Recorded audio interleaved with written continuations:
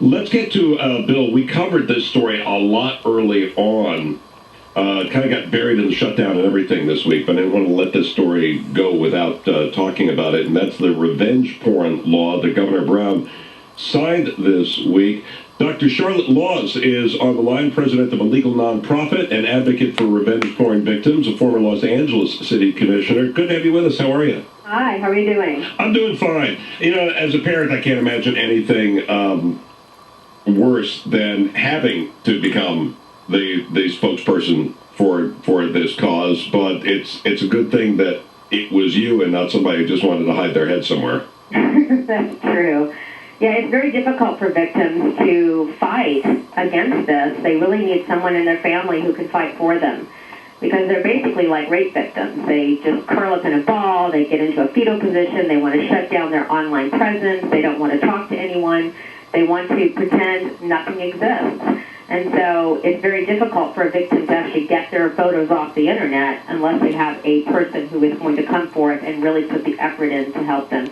And so after I finally got her pictures off of that website, I was able to reach out and help victims all over the country and help them get their photos off the internet. But it is extremely difficult. It's very hard because once something's out on the internet, it's everywhere, and you're playing whack-a-mole. I mean, you get one site, but then somebody else has already downloaded it and they put it up on another site, and a lot of this goes to, unfortunately, ex-boyfriends who were ticked off at the relationship ended, and they put that. I mean, some of these things have been especially vicious with like the names and the phone numbers of people asking, telling guys to call them that they're into sex, kinky sex with strangers, or whatever, just to ruin their lives. Yeah, I mean, these sites typically put a lot of identifying information along with the photos. So they have the name, the Facebook page, the workplace a lot of times, parents' names, maybe a parent's email. I mean, you wouldn't believe all the information that goes with these photos, and not only what's posted, but also the people who are following the site, they post information, additional information. So it's really very dangerous and scary for one of these victims. This may sound like a strange segue here, but as it happens, in fact, this very time slot yesterday, we were talking with a woman who had been intentionally in porn films for years, and she thought, well, look, it's time for this to end and get on with my life. And she was working as a realtor for 5 years, and she said it went fine for 5 years because she said she dyed her hair, she put on weight, nobody recognized her, but finally somebody at work did.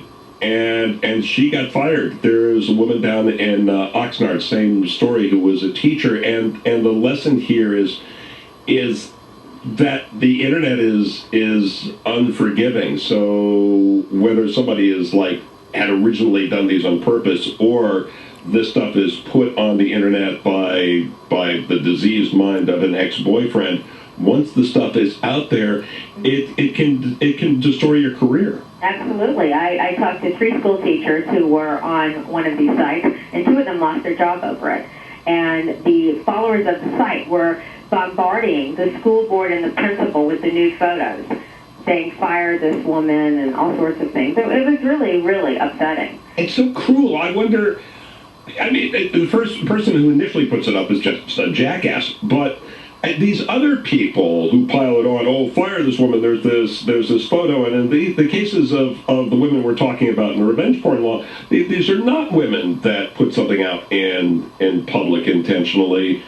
Exactly. What is it with people? It's hard for me to comprehend, but I think because the internet is anonymous, people can obviously do a lot of things they wouldn't do if they put their name on it.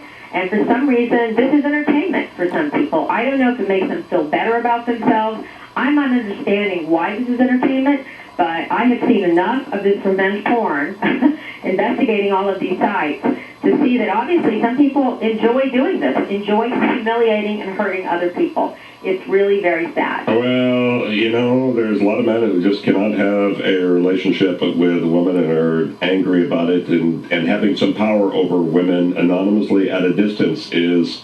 There's this one case of a woman has a PhD, living in Miami, same thing, ex-boyfriend posted explicit photos and a video of hers that, they sent back and forth to each other when they were living in different cities after it broke up. She's had to change her name because... She's a friend of mine. We email every day. Really? Oh, yeah. She's been through a lot. Absolutely. This is insane. It is insane. And my daughter was actually hacked. There was a guy who was hacking for a website. He was being paid by the website owner to hack into thousands of people's emails to accumulate nude and topless pictures for the website. My daughter had never sent her picture to anyone. She took it in her room with a cell phone. It was a topless shot. She thought it looked really pretty. She thought, hey, this is cool. I'll put it on my computer. She sent it through her cell phone to her email to her computer.